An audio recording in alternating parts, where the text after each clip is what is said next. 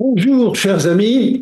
Voici donc le numéro 119 des webinars Le Marçon auquel je vous convie. Le thème d'aujourd'hui est un thème qui concerne plutôt, on va dire, les responsables de TI, hein, les DSI comme on dit, qui ont à imaginer un peu ce que doit être leur stratégie pour le futur. Or, actuellement, il se passe quelque chose qui, à mon sens, n'est pas suffisamment perçu par eux. À savoir, c'est les dangers que nous courons maintenant face à une remise en cause, disons, des processeurs, des circuits Intel. Intel est dans le déclin. Et ce déclin est en train de s'accélérer. De sorte que je pense qu'il serait de bonne politique que de regarder la dangerosité de nos installations face peut-être à une disparition d'un tel. Bon, il ne disparaîtra pas, mais il pourrait changer, évoluer, se réorganiser, etc. Et ça aura des conséquences extrêmement importantes sur nos installations. Alors je suis un peu étonné que finalement on s'en préoccupe pas trop. Bon, on n'est pas trop inquiet de ce qui se passe. Mais moi je suis un peu inquiet pour eux. Bon, alors attaquons donc ce sujet. Hein. Euh, donc je partage mon écran comme d'habitude, j'espère que vous le voyez correctement. Très bien. Alors d'abord, bien entendu, le thème. D'abord, ce que je voudrais dire, c'est que nous sommes dans une situation avec un tel qui est une situation dans laquelle la politique s'est largement donc invitée. À savoir la position du président américain, Donald Trump, qui a compris, il a au moins compris ça, qu'il y a un danger de perdre, on va dire, la position numérique des Américains s'ils perdent un tel. Au profit de quoi? Eh bien, au profit de Nvidia, mais c'est pas trop grave parce que Nvidia reste toujours américain. Par contre, TSMC, par exemple, pour ce qui est de la fabrication, qui est donc une structure taïwanaise. Je vais vous raconter tout le contexte, ce qu'il faut savoir, ce qu'il faut comprendre, de manière éventuellement à prendre donc de meilleures décisions. Alors, le sommaire que nous allons suivre, hein, donc Intel en danger, je vais rappeler, parce qu'on l'a peut-être un peu oublié, ce qu'est une architecture, comment on peut comparer des architectures dites complexes CISC avec des architectures à jeu d'instruction réduits, ce qui entre nous n'est plus tout à fait le cas maintenant, mais c'était en tout cas l'architecture que l'on visait au début, hein, avec RISC, pour faire opposition donc à CISC. Intel, de mon point de vue, souffre d'un problème qui est celui de l'obésité. Intel veut toujours tout faire, enfin au moins pendant longtemps, et tout intégrer dans le même circuit, dans le même processeur x86. Et ça, c'est une hérésie aujourd'hui. Parce que ça devient un monstre qui est ingérable, dont la plupart des éléments dans le circuit ne sont pas utilisés. D'ailleurs, c'était l'une des raisons pour lesquelles on avait créé et inventé donc l'architecture de type RISC. Hein. Mais Intel, c'est comme ça. Pendant très longtemps, il fallait absolument tout mettre dans le circuit. Bien.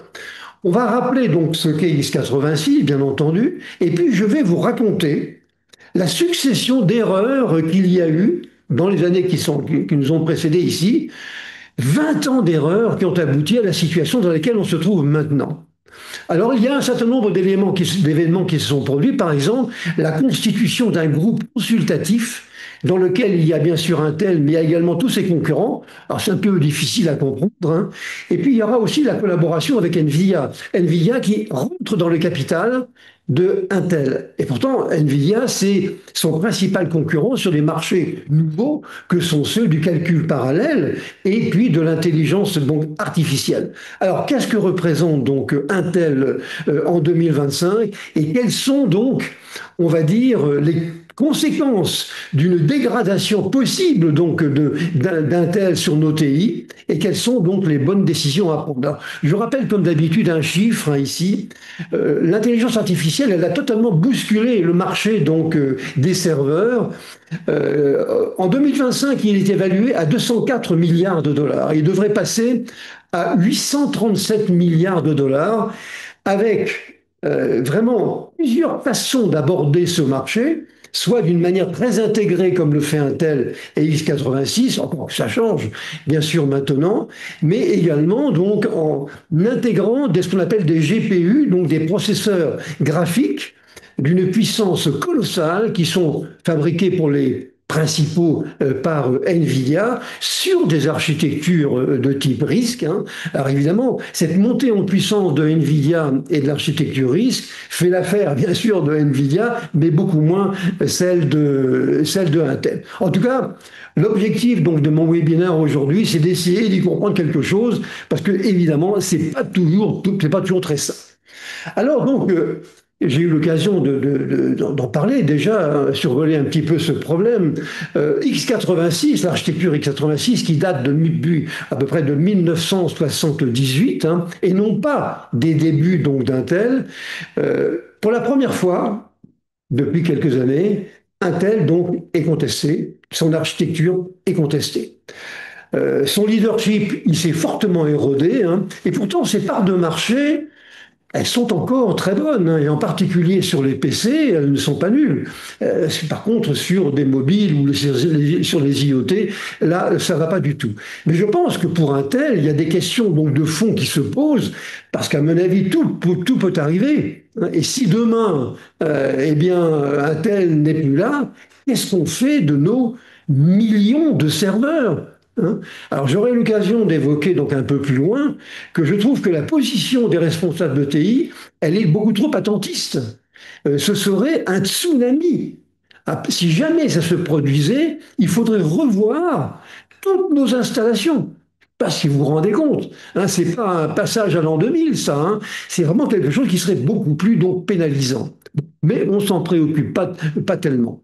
Alors, moi, je crois qu'Intel ne sera plus jamais ce qu'elle a été au début, c'est-à-dire une compagnie d'ingénieurs, hein, des gens donc qui n'écoutent pas nécessairement le marché, mais qui ont envie de faire, voyez, des choses nouvelles. Et donc, évidemment, les Noyce, Morris et Gordon Moore, qui ont été des concepteurs absolument remarquables, tout à fait au début, hein, eh bien, ont laissé aller les choses. Ben, ils ne sont plus là, bien entendu, maintenant, mais maintenant, on est dans une situation quand même qui est assez donc délicate. Alors, on verra ce qu'il faudra faire. Hein, donc, ici, je vous recommanderai un certain nombre d'opérations donc à réaliser.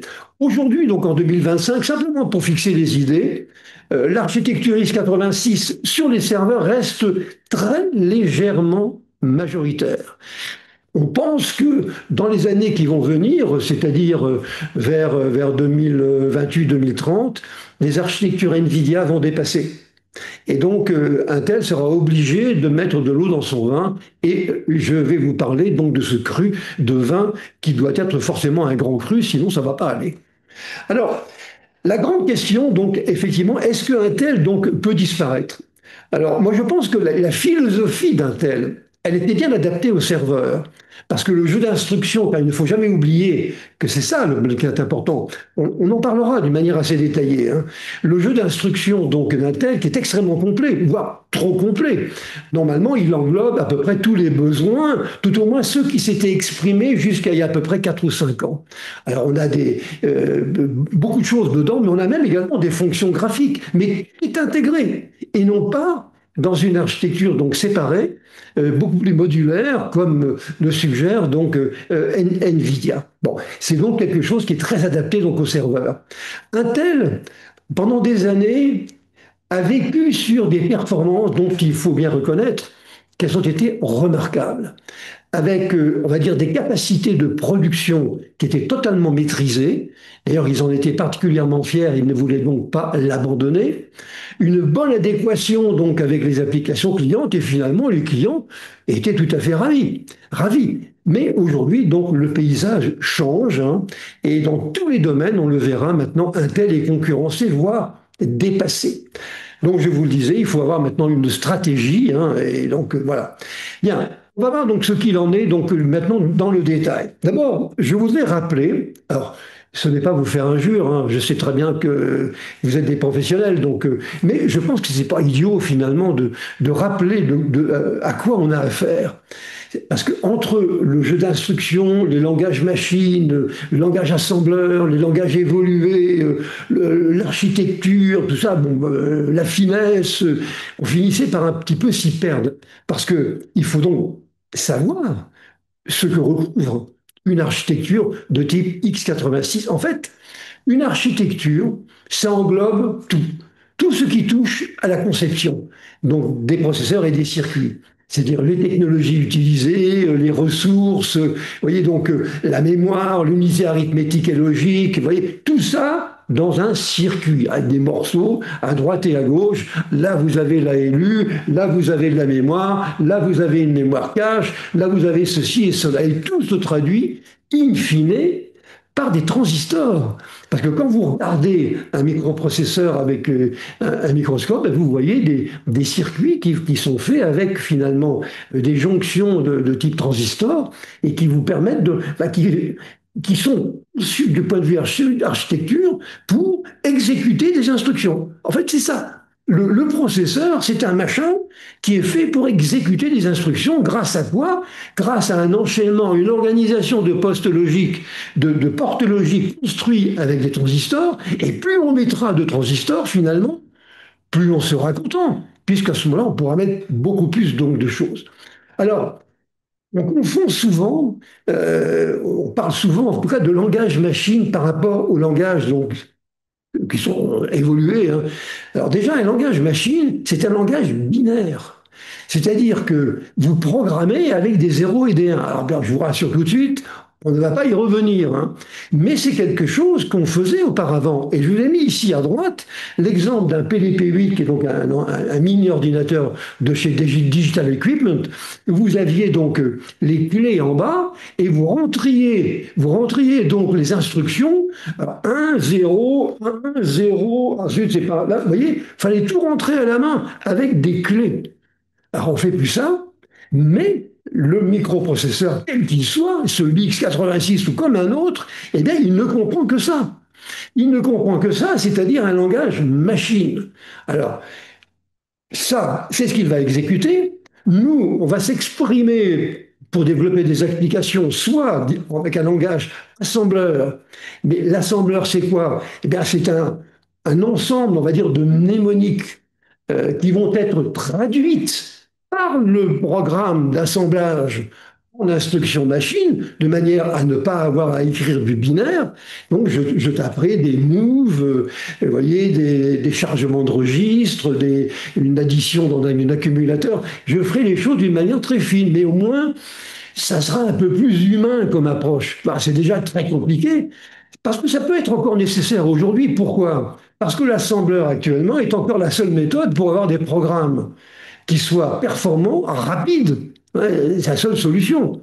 Donc, oui, on a donc l'assembleur qui se situe là. Et puis nous, bah, on va s'exprimer peut-être avec un autre langage plus évolué, tel que Java, etc., qui à la compilation va être traduit donc en assembleur. Pourquoi? Parce que bah, peut-être que j'aurais à regarder donc pourquoi mon programme ne marche pas. Eh bien, peut-être qu'il faudra que je regarde dans le code qui est généré par le compilateur quelles sont donc les instructions, comment ça se passe, les branchements, comment ils se font. Vous voyez, mais heureusement que je n'ai pas donc à agir avec donc le binaire.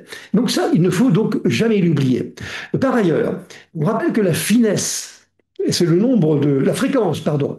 C'est le nombre donc de cycles qu'exécute le processeur par seconde. On l'exprime donc en gigahertz. Et cette fréquence a été longtemps un objectif majeur pour Intel. Pour Nvidia et les concurrents, c'est beaucoup moins le cas. Bon. La finesse de gravure, donc ça correspond, là c'est plus délicat à expliquer, on va dire ça correspond à la taille minimum de ce que peut être on va dire un chemin de câble, si on peut appeler ça comme ça, dans le circuit. Qu'est-ce qu'on peut faire de plus petit? Hein, parce que plus vous faites des choses petites, plus vous en mettez beaucoup dans un même espace. Et là, la vie, on s'est rendu compte que Intel a complètement raté les finesses actuelles. Hein. On en est maintenant à peu près aux 3 nanomètres, mais il s'est complètement planté. il a beaucoup pris de retard, et puis peut-être qu'il y croyait moins, ou peut-être que son outil de fabrication n'était pas adapté. Bon, en tout cas, cette finesse de gravure a été quand même un petit souci. Et regardez quelques chiffres quand même qui sont intéressants. En 1971, le premier microprocesseur qui était d'Intel, qui était un 4004, il avait 2300 transistors, il avait une finesse de 10 microns, c'est-à-dire 10 000 nanomètres, hein, et il avait une fréquence de 108 kHz. Alors évidemment, avec ça, il n'est pas évident qu'on ne pouvait pas monter donc un algorithme d'intelligence artificielle. Mais regardez comme ça a évolué. En 2001, le Pentium 4, lui, il était déjà arrivé aux 180 nanomètres. Il était donc avec 42 000 transistors. Il avait un cœur, parce qu'après on parlera d'architecture donc multicœur, et une fréquence qui était variable et qui commençait à 1,3 donc gigahertz. En 2021, chez le concurrent détesté, entre guillemets, donc AMD, le Ryzen 3900, alors lui, il avait 9,6 milliards de transistors. Vous vous rendez compte? 9,6 milliards de transistors, 12 cœurs dans le processeur, cadencé donc à 4,8 GHz de fréquence maximum, et le tout sur, on va dire, une finesse de 7 nanomètres. On est sur des monstres, hein, absolument. Mais des monstres dont ont besoin les applications d'aujourd'hui. Si vous voulez, le dilemme qu'a eu finalement Intel, c'était quoi? Soit il faisait des circuits dédiés à l'intelligence artificielle et au calcul parallèle, mais il oubliait la compatibilité arrière donc des anciennes instructions, hein, pour les anciennes applications, ou bien ben, il maintenait on va dire, la compatibilité arrière, et donc il mettait de plus en plus de choses, mais en gardant ce qui existait déjà. Donc évidemment, quand même, c'est un handicap. Bon, simplement, je voulais rappeler donc de quoi il s'agissait, hein. Maintenant, une petite comparaison que l'on peut faire également pour bien comprendre donc ce sujet entre les architectures complexes et architecture risque. Alors, ce qu'il faut voir, c'est que lorsqu'on a commencé à parler d'architecture risque, il y avait quelques remarques qui étaient des remarques de bon sens. On a constaté que euh, avec les processeurs de type Intel, donc CISC complexes qui faisaient tout, un jeu d'instructions hyper joufflu, hein, eh bien 80% des programmes n'utilisaient donc que 20% du jeu d'instructions. Donc, en fait, Intel se cassait la tête pour pas grand-chose, puisqu'il y avait très peu de programmes qui se servaient de ce qu'il avait fait. Alors, les instructions les plus utilisées, c'était le load, hein, le chargement, les rangements, les lectures, enfin l'appel à des sous-programmes, etc. Alors, bon, 80% des variables locales étaient des entiers, 90% des structures complexes étaient donc des variables globales. Et puis, bon, pour la petite histoire, la profondeur maximale, on va dire, d'appels imbriqués, hein, vous savez, donc des if, etc., enfin l'équivalent, eh bien, était en moyenne de 8. Alors qu'une profondeur plus importante ne se rencontrait que dans 1% donc, des cas. Alors c'est intéressant, pourquoi? Parce qu'en fait, on s'est aperçu donc à ce moment-là, et ça a été donc à l'origine de ARM, qui à l'origine, je rappelle, c'était un fabricant britannique. Il se disait, ça n'a pas de sens ce truc. Moi, je vais faire un jeu d'instructions pour mes clients qui sont des téléphones et non pas des serveurs, mais un jeu d'instructions avec simplement quelques instructions, celles dont j'ai vraiment besoin. Les autres, si vraiment j'en ai besoin à un moment donné, eh bien, je les traiterai par simulation, soit en faisant des microcodes, soit, vous voyez, je programmerai ces instructions à l'aide des instructions existantes. Bien. Donc, la comparaison qui pouvait être faite, et elle est toujours valable aujourd'hui, parce qu'en fait, c'est ça. Intel a eu beaucoup de difficultés pour comprendre que le marché était en train d'évoluer justement vers ces instructions, ces architectures, on va dire, beaucoup plus simples, hein, et maintenant, il est obligé de le faire. Et en plus, comme Nvidia donc, rentre dans son capital à hauteur de 4%, ça montre quand même, on voit très bien ce qui va se passer donc demain, avec probablement, et je le dis dès maintenant, probablement des circuits qui seront incompatibles. Moi, je suis convaincu que ça va être comme ça. Il y aura un jour une rupture que je crois nécessaire. Garder la compatibilité arrière pour l'éternité, c'est impensable. Mais ça, on y reviendra. Je vous ai fait une comparaison ici, hein, qui est très simple, hein, entre risque et CISC. Donc, peu d'instructions avec risque, beaucoup d'instructions avec CISC. Euh, il n'y a pas beaucoup d'instructions qui se réfèrent à la mémoire en risque. La plupart des instructions CISC s'y réfèrent. Le format est fixe avec risque, alors qu'elles ont un format variable dans les architectures complexes. Avec risque, il n'y a pas beaucoup de modes d'adressage, alors qu'il y en a plusieurs. Il y en a plusieurs, donc avec CISC. Alors, ce qui est très important également, c'est que les architectures risques ont beaucoup de registres, ce qui n'est pas le cas, donc enfin, il y en a moins, on va dire, dans les architectures CISC. C'est vraiment des choses qui sont extrêmement différentes. Et je vous ai mis ici, simplement pour mémoire, parce que bon, il y a aujourd'hui un mouvement qui se fait. D'abord, on se pose des questions vis-à-vis, bien entendu, vis-à-vis d'Intel, mais un mouvement qui se fait vis-à-vis du risque et d'un nouveau venu du risque qui s'appelle risque 5. Alors, je vous ai rappelé ici, c'est simplement pour être complet, hein, c'est une organisation qui date depuis, qui a été créée donc en 2015, et il y a également, il y a dedans à peu près une centaine de membres, donc on va dire c'est peut-être le risque de demain matin. Mais si vous voulez, ça, on le verra un autre jour, parce que pour l'instant, ce qui nous intéresse, c'est de comprendre ce qui se passe et quelles sont donc les décisions qui sont à prendre. Alors, le syndrome de l'obésité. Alors, vous savez, j'ai essayé d'exprimer ça de manière la plus imagée possible, hein. Donc, x86 Intel, le jeu d'instruction, c'est donc l'obésité. On veut tout mettre dans le circuit. Et comme on vient de le voir, eh bien, la plupart des instructions ne servent à rien. Tout au moins, elles servent rarement. Bon. Par contre, les nouveaux venus, ils disent, moi, je vais me spécialiser dans le téléphone. Je vais me spécialiser dans les IoT, c'est-à-dire les capteurs qui ont besoin de tel et tel genre d'opération. Je vais me spécialiser dans l'intelligence artificielle, où là, j'ai besoin de calculs matriciels, voire de calculs tensoriels. Donc c'est plus facile pour eux de dire, ils n'ont pas à traîner donc l'historique, de dire ben, je fais quelque chose de dédié. Et c'est vrai qu'une architecture risque est beaucoup mieux adaptée que l'est une architecture complexe qui a été donc à l'origine donc d'Intel. Et c'est toute la question qui est là. Vous voyez, Intel a été obligé donc de traîner ce fardeau on va dire de la compatibilité arrière. D'ailleurs, je précise, c'est le même problème que vous avez avec Microsoft. Microsoft aujourd'hui est obligé aujourd'hui d'assurer la compatibilité avec des produits anciens tels que Word et compagnie. Eh bien, c'est un petit peu donc la même idée. Bon, donc ça, c'était embêtant. Alors, ils ont mis en place une architecture, enfin pas une architecture, une philosophie de fabrication qu'ils ont appelée donc TikTok. Alors TikTok, j'y reviendrai. TIC, c'est donc intégrer dans ce qui existe des fonctions nouvelles. Et le TOC, c'est imaginer des nouvelles architectures. Voilà, donc c'est TikTok. Alors, ça a fonctionné pendant un temps. Maintenant, c'est quand même, on va dire, abandonné. Bon. Alors, on verra donc ce qu'il en est. Donc, parce que, alors, faut pas, n'y voyez pas malice si j'ai mis un McDo donc en arrière-plan, hein, mais nous, on a l'habitude d'associer McDo avec ce qu'on appelle la malbouffe, hein.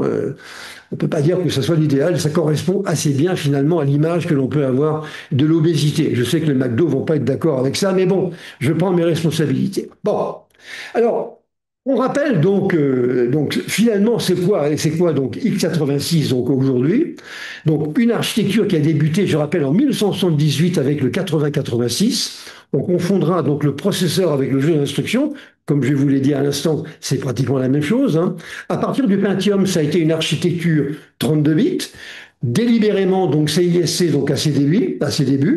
Le marché, donc CISC, il est passé en 64 bits, mais c'était pas Intel qui l'a fait le premier, c'est AMD avec l'Opteron, et l'Opteron, donc, qui était un processeur concurrent donc d'Intel, et Intel avait suivi à peu près avec un an de retard avec ce qu'on a appelé donc l'extension du jeu d'instruction EM74T. Alors, compatibilité ascendante, hein, aujourd'hui, et c'est aussi tout à leur honneur, hein, les logiciels 32 bits continuent à fonctionner donc, sur les installations donc, actuelles. Hein. Bon, Maintenant, on a évidemment, pour garantir cette compatibilité, donc des contraintes, hein, bien évidemment. La compatibilité, donc je pense, ça a été le fil à la patte donc d'Intel. Alors, ils ont introduit, il n'y a pas très longtemps, c'est pas tout d'ailleurs, c'est même pas eux qui l'ont fait, c'est Red Hat qui a été le premier, donc en 2021. Maintenant, ça a donc un peu plus de 4 ans, hein, ce qu'on appelle des niveaux. Alors, plutôt que d'avoir un seul niveau x86, ils en ont imaginé 4, et vous les avez ici sur la droite de votre écran. Donc 4, x86, 64V1, 64V2, 64V3, avec, on va dire, les sous-ensembles d'instructions qui appartiennent donc à ces différents niveaux. L'ennui, c'est que d'abord, notre ami donc Linus Torvalds n'a pas du tout apprécié donc la plaisanterie, hein. Il a dit, vous le voyez ici, nous n'introduirons pas cette idiotie dans le noyau. Bon, ça prouve qu'il n'est pas tout à fait d'accord, hein. C'est vrai que, et aussi pour nous, imaginez donc un parc de serveurs x86, alors déjà c'est pas évident, mais en plus si vous devez maintenant gérer des niveaux, bon, c'est compliqué, et donc ça ne va pas nous faciliter la vie. Bon, très bien. Alors, depuis quelque temps, x86 commence à ressembler, comme je vous l'ai dit, donc aux architectures RISC. Le traitement des instructions a été modifié pour fonctionner avec des pipelines. Donc, alors, c'est pas véritablement une technologie très répandue chez Intel, mais en tout cas, ça existe et ça a amélioré donc les performances, mais évidemment aussi, puisque vous trouvez donc ces pipes dans le processeur, ça a complexifié, on va dire, le processus donc de fabrication. La notion d'instruction exécutable, et ça c'est quelque chose de fondamental, a été modifiée il y a quelques années. Le processeur CPU en interne, hein, du processeur transforme les instructions x86 en une ou plusieurs, on va dire, mini-instructions qu'on appelle les UOPS. Ça devient l'unité donc d'exécution. Et là, on est véritablement dans un monde risque. Voilà. Et puis bien entendu, c'est la montée en puissance maintenant donc des architectures donc multicore. Mais on voit bien que donc il y a quand même des évolutions, mais elles ne se sont pas faites normalement. Et vous allez voir maintenant, puisque je vais passer en revue toutes les erreurs qui ont été commises et qui nous ont amenés à ce que est la situation donc d'Intel aujourd'hui. Bon, prenons d'abord les années, je vais le faire d'une manière un peu chronologique, hein. En 90, Intel avait le monopole des PC et il conservait donc en 2003 80% 80% des PC, avec donc des concurrents qui étaient loin derrière. Euh, Moi, je pense que ça va changer, ça. Pourquoi? Parce que est-ce qu'on a véritablement besoin d'un Intel Inside pour faire du web? La partie cliente du web, j'en suis pas convaincu. Donc, si vous voulez, cette bouée de sauvetage que pourrait constituer cet énorme potentiel donc de PC dans le monde est quand même assez contestable. Bon, en tout cas, c'est ce que je pense. Bon, pendant longtemps, la stratégie d'Intel, ça a été l'augmentation des fréquences, hein, et du nombre donc de transistors. C'était véritablement sa doxa, sa philosophie. Mais on l'a dit, hein, ils se sont heurtés dans leur outil de fabrication donc à des difficultés justement pour augmenter, pour diminuer plutôt la finesse de gravure. En avril 2003, date importante, AMD, son concurrent sur les serveurs, donc lance l'Opteron pour les serveurs. Et il a pour ça, c'est ce que j'ai dit, hein, il a pour ça une puce qui s'appelle l'AMD donc 64, qui est révolutionnaire. D'abord, elle permet d'étendre l'accès mémoire au-delà des 4 gigabytes qui était le blocage chez Intel, hein. Alors, Intel a essayé de répondre d'abord dans un premier temps avec une architecture qui était l'architecture Itanium, mais un truc complètement différent, que ça a été une catastrophe. C'est-à-dire que la communication, l'appréhension et disons l'approche des clients avec Itanium, ça a été un véritable désastre, et en particulier à cause de la consommation donc, qui était absolument énorme. À cette époque-là, donc on est dans les années 90-2000, hein, Intel a fait preuve d'un aveuglement absolument hallucinant pour des gens qui sont pourtant brillants du marché graphique. Il a pris un mauvais virage donc en restant scotché sur des situations intégrées et en intégrant dans le processeur les fonctions graphiques, alors que les GPU commençaient à arriver. et qui, eux, sont des solutions modulaires à côté. Vous voyez, c'est quelque chose d'assez étonnant que Intel donc, ait pu se tromper donc, à ce point. En 2006, la fameuse grande illusion, Intel a été très content. Apple, qui travaillait jusque-là sur un processeur qui était le PowerPC pour sa ligne Mac, a abandonné et parti chez Intel. Alors bien entendu, Intel triomphé, voilà, c'est la preuve que nous avons abordé le marché nouveau donc d'une manière intelligente. Grande victoire ressentie donc chez Intel. Le problème, c'est que Intel n'a pas été bon vis-à-vis d'Apple. Et je pense qu'il ne l'a pas compris. Apple se considérait comme un client difficile. Et Intel lui reprochait d'être préoccupé uniquement par des problématiques de consommation. Alors que Apple avait dans la tête, si je puis dire, des circuits, des besoins qui plus tard seront résolus par les fameux chips, donc M1, M2 et M3. Mais c'est de la faute d'Intel si finalement, eh bien, Apple finira donc par abandonner donc le fondeur Intel. Alors, en 2007, une annonce qui est une annonce un peu tardive, c'est donc les fameux corps dont j'ai parlé il y a quelques instants, pour remplacer une autre architecture qui était donc l'architecture NetBurst, qui avait donc montré un petit peu donc ses limites. Bon, on est bien d'accord. On est à peu près donc en 2007. Le problème, c'est qu'à l'époque, donc Intel ne traitait pas, ne résolvait pas le problème donc de l'efficacité énergétique et continuait toujours de privilégier, comme je le disais au début ici, les performances et la fréquence d'horloge. De 2007 à 2012, ça a été la catastrophe des mobiles. Ils n'ont rien compris, vraiment rien. D'abord, Intel ne croyait pas au marché, quand même de faire. En 2006, Intel avait une compagnie qu'il avait rachetée qui s'appelait Xscale, qui produisait, vous voyez comme c'est curieux, des puces ARM pour les smartphones. Ils le faisaient, ils l'ont vendu. En janvier 2007, Apple sort l'iPhone. Et contacte donc, vous vous rendez compte, ils ont contacté donc Intel pour leur demander d'équiper donc l'iPhone avec une puce Intel. Et à l'époque, c'était Paul Otellini qui était le patron donc d'Intel. Eh bien, il a refusé. Vous savez pourquoi? Il ne croyait pas au projet. Quand on sait ce qui est devenu donc Apple aujourd'hui, il y a quand même de quoi être étonné. Mais il faut dire que Paul Otellini, c'est-à-dire l'un des reproches que l'on pourra faire finalement à la stratégie d'Intel, n'est pas un ingénieur. C'est quelqu'un, et il est un peu perdu dans ce monde. Donc c'est quelqu'un qui a simplement une perception donc financière donc des choses. Résultat de, on va dire, de la présence de Paul Otellini, c'est que inertie bureaucratique, des décisions qui sont toujours compliquées donc, à prendre, les problématiques reléguées donc en arrière-plan, et on continuera de faire de l'argent sur ce qu'on produit déjà. Évidemment, ça ne peut pas coller. Ça, c'est Paul Otellini. Et les premiers siffles, les premiers souffles et signes d'essoufflement de la fabrication, ce qui était jusque-là son fort, vont apparaître avec des retards qui vont être donc de plus en plus fréquents. Donc, la suite de la catastrophe des mobiles, moi, je serais toujours étonné par ça. Dire qu'ils aient pu quand même se tromper à ce point. Bon, donc, qu'est-ce qu'a fait Apple? Ils l'ont doté d'un circuit ARM qui, lui, est donc fondé sur une architecture donc RISC. Alors, l'idée d'ARM, c'est de proposer des circuits qui sont dédiés, donc sur une architecture comme ça.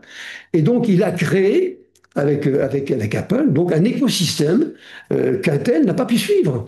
Et Intel s'est retrouvé relégué sur un marché qu'il ne comprenait pas et qu'il ne dominait pas. Et c'était quand même une situation à laquelle il n'était pas habitué. Intel n'a rien compris. Au lieu de faire un circuit comparable à ARM, qu'il aurait pu vendre dans la mesure où quand même Intel, c'est un grand nom, un nom qui parle. Eh ben non, ils n'ont pas compris. Comme quoi, il y a des situations, on va dire, monopolistiques qui engendrent des comportements qui sont totalement aberrants. Et celui d'Intel était donc dans ce cas. En 2010, Intel a proposé une plateforme qui s'appelle Midfield, qui était spécialement conçue pour les smartphones. Mais pourquoi pas en 2883? hein. C'était bien, à mon avis, donc beaucoup trop tard. Donc c'est bon, bien. Et pourtant, ils ont mis de l'argent, hein. Ça a coûté 300 millions de dollars donc d'investissement. De 2012 à 2016, c'est la période dans laquelle Intel, par des décisions aberrantes, a perdu son leadership dans la fabrication.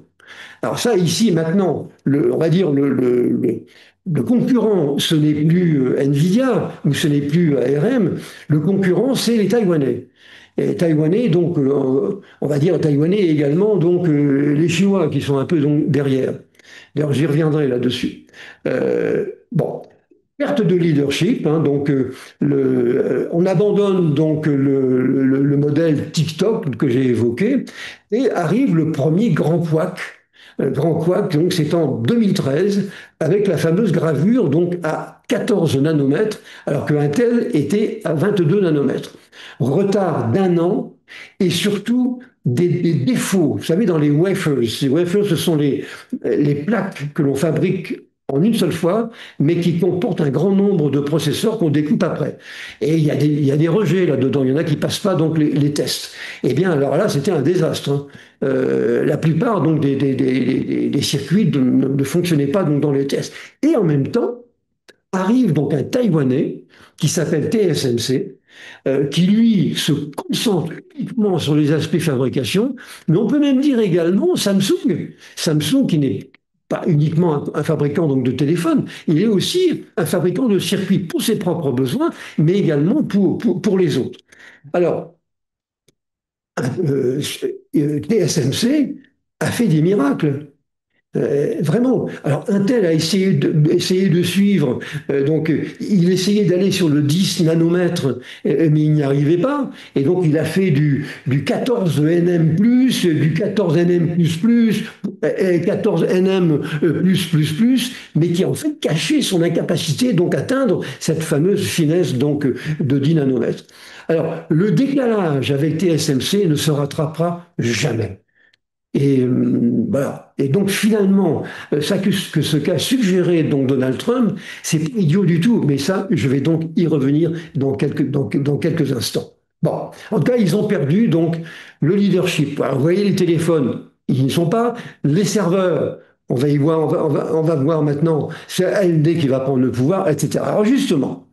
2019, c'est la montée donc en puissance d'AMD qui lance sa fameuse gamme Ryzen donc 3000 sur l'architecture donc Zen 2 fabriquée en 7 nanomètres. Voyez, et c'est TSMC comme par hasard donc qui fabrique avec un concept qui est très, très intéressant qui est celui de chiplet. Les chiplets, c'est quoi? C'est que vous pouvez faire un circuit, euh, un circuit, mettons, l'unité centrale uniquement. Et si vous avez besoin d'autre chose, plutôt que de les intégrer, vous prenez des modules qui éventuellement existent déjà, très bien, vous les prenez et puis vous faites ce qu'on faisait autrefois sur une carte mère, hein, c'est un petit peu la même idée.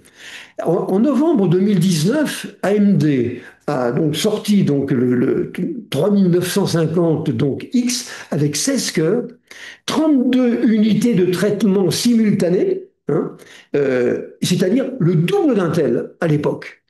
C'est quand même, c'est pas bon c'est pas bon pour Intel. En août 2019, AMD annonce ses processeurs EPYC avec 64 corps par socket. Vous savez, c'est les branchements que l'on fait sur la carte mère. Toujours le double du Xeon, donc à l'époque d'Intel. En 2020, AMD avait déjà pris 10% du marché. Et je vous montrerai un peu plus loin, on prévoit qu'il atteindra assez rapidement 40% donc du marché des serveurs et dépassera donc Intel. Alors, par ailleurs, Intel n'a pas vu venir donc les demandes très particulières donc de Amazon, Google, Microsoft donc dans le monde du cloud, encore une fois rien compris, qui étaient des besoins très particuliers, hein, des traitements d'intelligence artificielle, des traitements liés à la vidéo, des traitements de sécurité tels que la cryptographie, la gestion des réseaux, etc. Donc, il n'avait pas grand-chose pour ça. Et l'Intel Xeon Mono de thread n'était pas adapté. Donc, il n'avait pas la réponse, encore une fois. Et donc, c'est dans ce contexte-là que s'est inséré donc Nvidia, qui est arrivé avec ses fameux GPU. Il a dit, vous avez des problèmes graphiques? Pas de souci. Allez, je vous propose un GPU et vous n'avez pas besoin de développer donc des unités centrales trop compliquées comme le fait Intel. Succès foudroyant, absolument extraordinaire, hein. Donc une progression qui s'est avérée donc exponentielle. Alors, Intel, toujours avec un décalage, a produit des serveurs qu'il dédiait, on va dire, à l'intelligence artificielle, c'est vrai. Alors, il a proposé Nervana, c'était pour les réseaux neuronaux, avec un jeu d'instruction qui était adapté, hein, mais ça avait des années de retard. Et donc, il était, encore une fois, largué. Bon. Et enfin, on va dire la dernière période, hein, c'est celle de la fronde, qui a commencé, on va dire, avec 2018. D'abord, ça a été l'annonce d'Amazon, je vous l'ai dit, du Graviton, qui était un processeur serveur sur ARM, donc qu'il a installé sur son propre cloud, hein. Et avec ça, Intel a perdu son plus gros client, qui est devenu son concurrent. Vous voyez, il fallait le faire, hein. Et il y a eu une deuxième génération donc, de Graviton qui viendra un peu plus loin. Pareil pour Google. En 2016, Google avait développé donc un TPU, hein, donc un Tensor Processing Unit, c'est-à-dire un outil qui est particulièrement destiné donc, à l'intelligence artificielle, le machine learning entre autres, hein. Et en 4 ans, avec ça, Google a pris une part importante du marché, qui a totalement donc abandonné Intel. Je dirais même qu'il a pris des parts de marché sur les GPU Nvidia. Et même Microsoft n'a plus fait confiance en Intel. Son circuit Olympus était construit donc pour le cloud, hein, conçu avec des matrices de portes FGPA, hein, mais ça n'a pas été une réussite. Et puis le pire est encore à venir. En juin 2020, Apple annonce la migration de toute sa gamme Mac d'Intel vers des processeurs, ses propres processeurs, donc ARM. Et il présente fin 2020 le processeur donc M1, qui est maintenant donc suivi par les M2 et M3, avec des performances extraordinaires, une très bonne gestion de l'énergie consommée, et donc tout ce que n'a pas su faire Intel. Vous voyez, donc c'est quand même extraordinaire, hein. C'est quand même, on va dire, 20 ans d'erreurs successives qui a expulsé finalement Intel des positions qu'il occupait auparavant. C'est quand même incroyable. Car quand même, les dirigeants d'Intel n'étaient pas des abrutis. Enfin, ils devaient quand même comprendre ce qui se passait. Mais peut-être que c'est l'orgueil du premier, l'orgueil du monopole, n'ont pas pris à leur juste mesure les demandes des clients. Le traitement en particulier donc d'Apple est quelque chose d'aberrant. Vraiment, Apple a raconté souvent comment ça se passait donc avec Intel. Intel les prenait vraiment pour des demeurés, hein. Donc c'est pas très agréable. Alors maintenant, on voit que ça va très mal chez Intel. Bien. Alors, il y a des choses qui se passent, et quelque chose qui se passe, qui vont nous aider donc à mieux comprendre le paysage aujourd'hui. D'abord, on a un groupe consultatif qui s'est créé. C'est récent, hein, c'est fin donc 2024, à l'initiative donc d'AMD et puis d'Intel. Ils ont constitué un groupe dans lequel vous avez Broadcom, vous avez Dell, Google, vous avez HP, vous avez Meta, donc Facebook, vous avez Microsoft, vous avez Oracle, vous avez Red Hat, vous avez Lenovo, etc. Et ils ont constitué on va dire, un groupe de pertinence, hein, sur l'écosystème donc x86. Alors, ce groupe, ça pose quand même des questions aujourd'hui. C'est pourquoi faire? On se la pose, hein. Quelle est la véritable finalité de ce groupe? Puisque je rappelle, n'est quand même que consultatif, technique ou politique? Quels sont, comment on va faire pour protéger les secrets de fabrication? Est-ce que ce n'est pas une manière aussi d'anticiper sur une future réorganisation? Et puis, surtout, ce qu'il faut noter, c'est que certains membres de ce groupe dit consultatif ont déjà développé des puces qui sont fondées sur ARM. On les a vus. Google, Microsoft, Dell, HP, Lenovo, etc. Alors, comment ça va se passer, ça? C'est quand même curieux, parce qu'un tel, lui, il n'y est pas. Bon. Alors, ce qu'espère ce groupe, il va bien falloir suivre avec beaucoup d'attention, eh bien, c'est d'améliorer la compatibilité entre le matériel et le logiciel entre tous ces promoteurs, normaliser les interfaces, et peut-être intégrer de nouvelles capacités et répondre donc aux besoins nouveaux.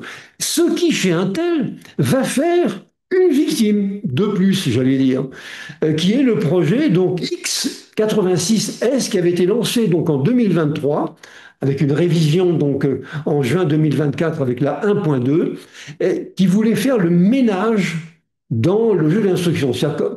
En fait, ils étaient partis pour nettoyer, enlever les trucs inutiles et finalement créer une version intégrée x86, mais débarrassée, on va dire, des scories qui venaient de très loin. C'était donc l'idée, c'était de fabriquer donc un circuit qui aurait été donc incompatible. Mais avec ce groupe consultatif, eh bien c'est fini. Voilà. Alors Linus Torvald, qui ne fait pas que se plaindre d'Intel, on rejoint donc les fondateurs. Hein, voilà. L'idée, c'est toujours pareil, c'est d'essayer d'étendre donc l'écosystème. Bon, maintenant, il faut regarder les choses d'un peu plus près maintenant. Quelles sont les conséquences d'une dégradation donc d'Intel? D'abord, je pense que le marché va se complexifier. Vous allez avoir du pur Intel, vous allez avoir du mélange Intel-NVIDIA, vous aurez du NVIDIA combiné à d'autres architectures avec les GPU, etc. Ça va être plus compliqué. Le parc va devenir complexe donc, à gérer et dans lequel il va falloir faire des choix maintenant. Euh, une stratégie de réaction peut demander peut-être des années à mettre en place, hein, pour s'adapter aux événements qui se produisent aujourd'hui. Or, c'est pour ça que je suis étonné de voir que finalement les DSI ne sont pas aussi paniqués que ça devant ces événements. Bon. Intel n'aura, alors ça c'est nous qui nous exprimons comme ça, hein, n'aura plus le monopole sur ces marchés privilégiés, serveurs et PC, surtout depuis le déploiement donc des PC IA. Le monopole, c'est fini. Intel, pourtant, ne pourra pas disparaître, au moins en tant que fondeur. Je ne parle pas de la conception architecturale donc des circuits, mais en tant que fabricant. Bien. Le plus probable, à mon avis, ce sera une restructuration capitalistique. Alors, on verra que Nvidia est effectivement rentré dans le capital donc d'Intel, mais il y aura forcément une refonte. Et alors là, il faut faire un tout petit peu de politique. Euh, TSMC, Donald Trump a demandé à ce que le Taiwanais TSMC transfère aux États-Unis 50% de sa capacité de production. Alors, officiellement, TSMC a répondu que non. Mais il faut regarder derrière l'écran. Qu'est-ce qui va se passer dans quelques années? Il ne faut pas être naïf, il va y avoir une action guerrière de la part des Chinois sur Taïwan. D'ailleurs, les Chinois l'ont déjà annoncé. Et ce que veulent faire donc les Chinois, c'est une la récupération, on va dire, des bijoux de famille, c'est-à-dire des choses de grande valeur à Taïwan. Et donc, c'est, entre autres, TSMC. Donc, officiellement, ils ne peuvent pas dire qu'ils vont partir aux États-Unis. Mais je suis convaincu que ça va se faire et que c'est en train de se faire.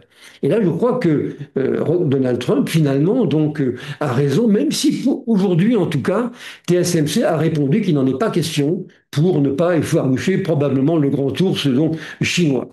Je pense que l'architecture x86 sera abandonnée au profit donc d'une architecture mixte qui sera incompatible. Après tout, c'est déjà arrivé. C'est déjà arrivé chez IBM quand ils ont lancé donc la machine virtuelle. C'est arrivé chez Microsoft quand ils ont sorti Windows 11 incompatible avec le Windows 10. Bon, donc c'est quelque chose à laquelle donc on est quand même habitué. Je crois que Intel va se spécialiser sur les marchés haut de gamme, donc HPC, donc calcul à haute performance, calcul parallèle, intelligence artificielle, qui ont une connotation stratégique pour les États-Unis. Donc en tout cas, c'est perçu comme ça par Donald Trump. C'est-à-dire que les Américains ne peuvent pas se séparer de leur, on va dire, leurs compétences dans ces domaines qui sont des domaines stratégiques, spatial, médecine, etc. Et donc c'est pour ça il y aura un nouvel donc Intel matiné d'NVIDIA et probablement de TSMC qui va arriver un peu plus loin. Bon, du côté des PC, moi je pense que comme le marché est en train de s'orienter vers des PC orientés intelligence artificielle qui sont en train d'exploser aujourd'hui, avec une plus grande valeur ajoutée, ça intéressera beaucoup moins Intel et je pense que Intel vendra sa ligne PC.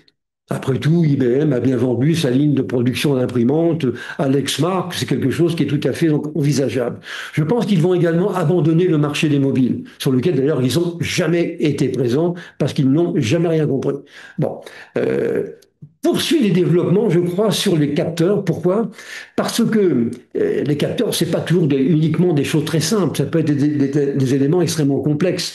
Donc, il y a quand même du travail, du blé, du grain à moudre là, et apporter une compétence d'un tel qui peut être intéressant. Donc, je ne crois pas qu'ils vont en sortir, mais encore une fois, je crois qu'ils vont plutôt se spécialiser, on va dire, dans le haut de gamme donc de ces IoT. L'outil de production va être réentré, à mon avis, réorienté avec peut-être donc TSMC donc qui va arriver là-dedans. Mais encore une fois, j'ai aucune information particulière pour dire que TSMC va arriver. Mais moi, je suis d'or que le refus qui a été présenté ces jours-ci, à mon avis, il ne veut pas dire grand-chose. Bon, réorientation donc de l'outil de production, abandon donc définitif, c'était déjà le cas donc de l'architecture, disons de la philosophie de fabrication TikTok.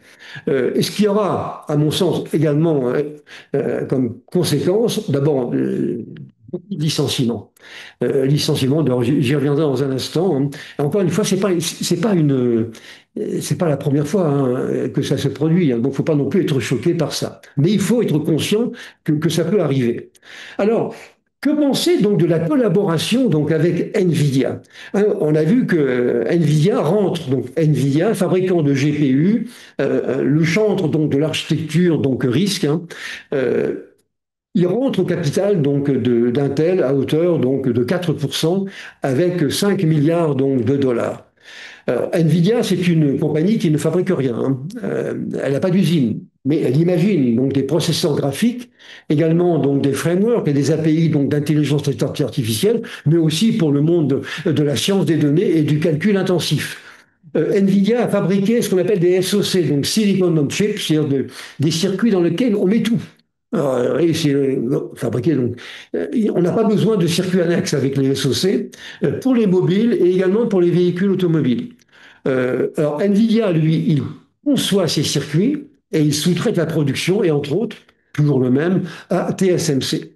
Nvidia, c'est 94%, on va dire, du graphisme des cartes vendues, alors qu'Intel aujourd'hui, il est à 0%. Quand on a été le numéro un pendant des années, il y a quand même de quoi se poser quelques questions. Alors, cet accord prévoit donc le développement donc de nouvelles générations donc de PC, mais je pense et de serveurs. Mais pour les PC, je pense qu'Intel vendra donc cette partie-là parce qu'il a besoin d'argent. Hein. Et Intel devrait fabriquer une nouvelle donc gamme x86 qui sera incompatible. C'est un petit peu, si vous voulez, ce qu'on évoquait tout à l'heure. Hein, plutôt pour le haut de gamme, pour des plateformes Nvidia, donc orientées risque, avec un mélange, mais on ne sait pas encore très bien comment, entre une architecture complexe et une architecture réduite. Pour Nvidia, son espoir à lui, c'est avoir une gamme donc, x86 optimisée, d'être euh, plus performant que ses clients. Parce que quand ils vendent des GPU à des fabricants de processeurs, eh bien, les clients en question sont très performants, très performants. Et lui, Nvidia, voudrait également vendre des solutions complètes. Il n'aurait pas que les GPU. Il produit donc, il produira des SoC donc x86 qui intégreront donc les fameux chiplets de Nvidia. Hein, je rappelle que ça a été inventé donc par AMD donc en 2018. Ce qui va se passer, c'est pour ça que je vous ai mis ici l'image d'un château fort. Ce qui va se passer, c'est qu'il va se construire aux États-Unis un château fort purement américain orienté vers la fabrication et la conception de circuits de nouvelle génération, de grande puissance, capables de traiter les domaines pour lesquels les Américains se sentent maintenant un peu, on veut dire, en danger. Et donc, vous aurez le drapeau Nvidia, le drapeau américain, le drapeau AMD. Vous aurez donc un château, une forteresse qui va donc se construire donc, dans les années à venir. Alors, c'est quelque chose d'un tout petit peu étonnant, mais c'est ça qu'il faut donc avoir en tête. Alors, maintenant, les parts de marché. Alors, on peut dire que c'est une catastrophe, c'est vrai, pour Intel aujourd'hui, hein, perte financière, on l'a évoqué, réduction obligée de la voiture, de la voilure industrielle, tous les investissements sont repoussés à plus tard. La Pologne et l'Allemagne, c'est fini maintenant, on ne peut plus investir. Les licenciements, 25 000 licenciements d'ici fin 2025. Ils vont passer donc à 75 000 salariés, alors qu'au mois de juin de cette année, ils en étaient encore donc à 101 000. Hein. Abandon du télétravail, c'est assez significatif. On a un peu l'impression que le management d'Intel veut reprendre la main sur le personnel. L'action Intel a perdu 60% de sa valeur, donc récemment, hein, pendant la même période où Nvidia a augmenté de 171%. Et alors, cerise sur le gâteau, le gouvernement américain, très inquiet donc de tout cela, est rentre dans le capital d'Intel à hauteur de 9,9% avec des actions non votantes, le fameux CHIP Act. Alors, c'est assez étonnant parce que c'est quand même piloté par Donald Trump. Or, il n'a jamais été assez dur avec les Européens qui subventionnaient certaines industries, en particulier celle de l'avionique avec les Airbus. Mais maintenant, il fait exactement la même chose. Hein. Donc, ce que veut Trump et l'administration américaine, c'est relancer toute la fabrication donc sur le sol américain et réindustrialiser les chaînes critiques si vous voulez, et surtout diminuer la dépendance avec les fondeurs asiatiques et faire en sorte de prendre les bonnes choses. Lorsque les Chinois attaqueront Taïwan, eh bien, ils ne trouveront plus grand-chose. D'après Bank of America, eh bien, Intel devrait continuer sa descente aux enfers et devrait passer de 55,2% aujourd'hui en 2025 à 47,7% en 2027. Donc ça baisse beaucoup. Et dans le même temps, AMD devrait atteindre 40%. Donc ça montre bien quand même qu'il y a des changements très profonds qui arrivent. Alors, maintenant, ce qu'on peut dire, oui, mais alors vous me racontez n'importe quoi, parce que vous dites qu'Intel est en train de s'effondrer, mais finalement, les parts de marché sont encore très importantes. Mais c'est simplement parce que les DSI sont frileux et ils n'ont pas envie de changer. Hein. On a pris des habitudes et comme le TI est très conservateur, ben on ne change pas. On verra plus tard. On ne change que si on est obligé de le faire. Hein.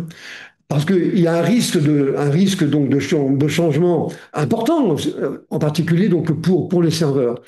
On aura des difficultés si on change de plateforme pour assurer les migrations peut-être de certains OS, de tout ce qui a une connotation système. Vous voyez, les exemples sont très nombreux de catastrophes là-dedans. Le risque financier n'est pas négligeable, et comme les directions de TI sont de plus en plus financières, donc loin des contraintes, on va dire, techniques, eh ben, on est quand même mal à l'aise, hein, d'autant plus que ces directions, ce management donc financier ne fait que passer, et finalement, il est moins intéressé par le long terme. Moi, je suis un ex-DSI, j'ai bien vu comment ça s'est passé, donc je ne raconte pas d'histoire. Bon, alors c'est vrai que les parts de marché restent donc importantes, donc, incontestablement, hein. Mais maintenant, les retards accumulés et toutes les erreurs qui ont été commises, bon, elles sont, à mon sens, assez irrattrapables. Alors, on a un nouveau patron depuis quelques années maintenant, qui est Pat Jasnig, donc qui revient, lui est un ingénieur, hein. Il revient donc il a 32 ans de boîte, hein. Il revient à des vues donc beaucoup plus réalistes, hein. La mise en production enfin du 7 nanomètres, en particulier. Il a des pistes pour être pertinent dans le monde de l'intelligence artificielle, par exemple avec les accélérateurs d'une compagnie qu'ils ont racheté, donc qui s'appelle Habana. Exploration aussi de nouvelles solutions très intéressantes dans le monde du neuromorphisme, avec des puces qui existent maintenant depuis quelque temps, la puce Loli, hein. Et puis diversification dans les voitures autonomes avec des systèmes Mobile Eye. Que pourrait donc être le nouveau visage donc d'Intel? Uniquement fondeur, comme l'a montré TSMC, se focaliser sur la conception des circuits et confier la fabrication à des fondeurs comme TSMC, continuer à fabriquer ses propres processeurs intégrés, mais maintenir également une activité de fondeur pour les autres, Mais la vérité est peut-être ailleurs, hein, à voir. Donc, on ne sait pas trop ce qui va se passer, mais l'important, c'est quand même de s'y préparer. C'est ce que je dis depuis le début. Maintenant, quelles sont, pour terminer, les bonnes décisions qu'il faut recommander? D'abord, si je suis DSI maintenant et que j'ai besoin de comprendre ce qui va se passer et adopter donc une stratégie, il me faut une cartographie des équipements qui soit à jour. Ce n'est pas toujours le cas. Je dois avoir un schéma directeur qui soit fondé sur les métiers et pas sur les technologies TI. Il faut déduire les besoins dans tous les créneaux, essayer de les imaginer. Ouais, les serveurs de haute et moyenne gamme, le poste de travail, etc. Scinder les besoins en fonction des priorités, on ne peut pas tout faire en une seule fois. Et mettre en évidence les liens entre ceux que l'on pourra différer, voire supprimer avec les ressources en place. On peut proposer un plan d'évolution, hein, moi je pense que ce serait la bonne solution, qui tiendrait compte donc d'une restructuration du marché. On peut avoir plusieurs opportunités, plusieurs possibilités, plusieurs scénarios. Très bien. Et pour chacun d'eux, eh bien, on propose quelque chose. Bien. On revoit le parc des API, d'où l'intérêt d'avoir un gestionnaire d'API et s'assurer qu'il existe pour les bibliothèques des versions qui vont fonctionner sur le nouvel environnement. Ce qui n'est pas gagné, hein, ne croyez pas ça. Recompiler toutes les applications en fonction des langages, à condition qu'il y ait des compilateurs pour ça, reconsidérer les utilitaires d'administration et de productivité qui, pour des questions de performance, sont toujours très proches de l'architecture intime x86. Pensez aussi à migrer les bases de données parce que de la même manière que pour les utilitaires, les gestionnaires de bases de données sont très liés au cœur des processeurs pour des questions de performance. De la même manière, hein. Prendre en compte les gros logiciels métiers, tels les ERP, CRM et BI, hein, qu'il faudrait peut-être en profiter pour les porter sur le cloud, hein, pourquoi pas. Hein. Envisager sans doute de nouvelles plateformes de développement et puis migrer on va dire, les outils de collaboration et de production individuels pour le cas où les postes de travail seraient donc virtualisés. Bon, trois possibilités. Soit on reste en l'état, soit on renouvelle une parc de serveurs pour les applications qui sont consommatrices, etc. Mais on aura une plus grande complexité, on va dire, de gestion d'infrastructures. Soit on prévoit un basculement complet du parc, contraint et forcé, si l'architecture x86 est abandonnée. Voilà ce que je voulais vous dire. C'est quelque chose qui me paraît essentiel. Hein, on est face vraiment à une migration qui est colossale. Et je trouve que les DSI n'en ont pas suffisamment conscience. Alors nous, on en parle souvent. J'ai affaire à beaucoup de DSI aujourd'hui qui, eux, sont quand même inquiets. Mais il faut regarder ça de près. On va dire que un tel est en déliquescence, ce qui ne remet pas en cause ses qualités, bien entendu. Ce n'est plus une compagnie d'ingénieurs, hein, c'est certain. En déliquescence, il va changer. Comment? Ben, on va essayer d'imaginer quelques scénarios, mais c'est à nous de faire le travail maintenant, et pas dans 2 ans. Hein, c'est maintenant qu'il faut le faire. Voilà donc ce que je voulais vous dire. Vous avez ici donc la liste des prochains webinaires. Donc je vous dis que le prochain aura lieu donc le 10 octobre. Je vous rappelle d'ailleurs une chose que je n'avais pas dite, tous nos webinaires sont à votre disposition sur notre chaîne YouTube. Hein. Donc vous en avez, je ne sais plus combien. Aujourd'hui c'était le numéro 119, mais il y en a à peu près donc 80 qui sont en ligne sur YouTube. On parlera de la semaine prochaine donc de l'apprentissage des algorithmes, apprentissage, entraînement. On ne sait pas très bien ce que c'est ça. Alors, on a publié récemment donc un dossier sur ce sujet et je vais essayer de vous entretenir là-dessus parce que c'est aussi très important. Hein, et je parle d'entraînement et d'apprentissage plutôt pour des applications in situ, hein, pour les utilisateurs. Voilà. Voilà donc ce que je pouvais vous dire donc sur le sujet. J'espère que ça vous a intéressé. Je suis toujours à votre disposition, bien sûr, pour évoquer tout ça, parce que derrière mes propos, c'est pas du vent, hein, c'est vraiment des choses qui sont posées soit par nos clients, soit les études que nous avons, les études que nous avons soit sollicitées, soit qui nous ont été envoyées. C'est vraiment un vrai souci. Si j'étais encore DSI maintenant, hein, chez mon pétrolier en l'occurrence, eh bien, ce serait l'une des plus grosses priorités à traiter. Voilà, chers amis, écoutez, je vous souhaite en tout cas bon courage pour la suite. Cette présentation sera disponible dès demain matin sur notre site et dans la journée sur YouTube. Merci infiniment et bon courage.